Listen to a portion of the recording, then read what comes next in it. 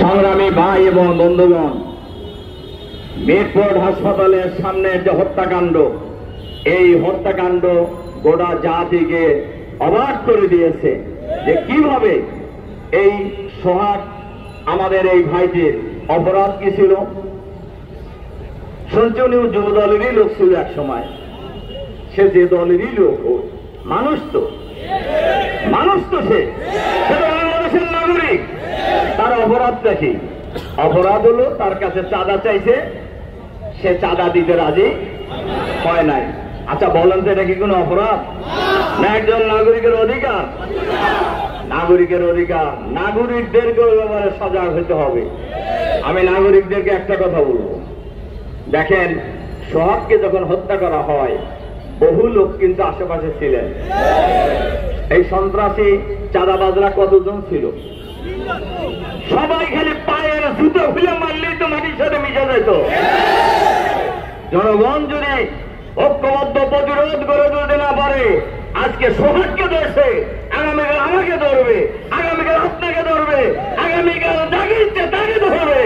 আমরা বাংলাদেশ জামাত ইসলামী বাংলাদেশকে আমরা এই সন্ত্রাসী চাঁদাবাজদের হাতে আমরা ছেড়ে দিতে পারি না। সন্ত্রাসী চাঁদাবাজীদের কাছে দিল্লি হবে না ইনশাআল্লাহ। এই চাঁদাবাজ এই ঢাকা মহানগরীতে চাঁদাবাজের গডফাদার বাংলাদেশের মানুষ জানে, ঢাকার লোকেরা সবাই জানে। তাদের এই চাঁদাবাজদের কোনো রাজনৈতিক পরিচয় নেই, খুনিদের কোন দলীয় পরিচয় নেই।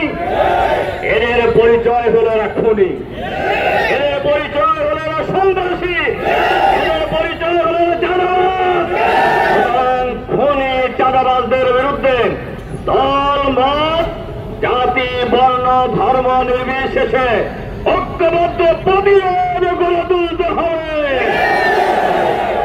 এর সাথে সাথে আমরা সরকারের কাছে আহ্বান জানাতে চাই, অন্তর্বর্তীকালীন সরকারের প্রধান নোবেল বিজয়ী ডক্টর মোহাম্মদ ইউনূস সাহেব এবং তার সরকারে যারা আছেন, আমরা তাদের কাছে আহ্বান জানাতে চাই, আপনারা কিন্তু ক্ষমতায় বসেন নাই। বাংলাদেশের 18 কোটি মানুষ আপনাদেরকে ক্ষমতায় বসিয়েছেন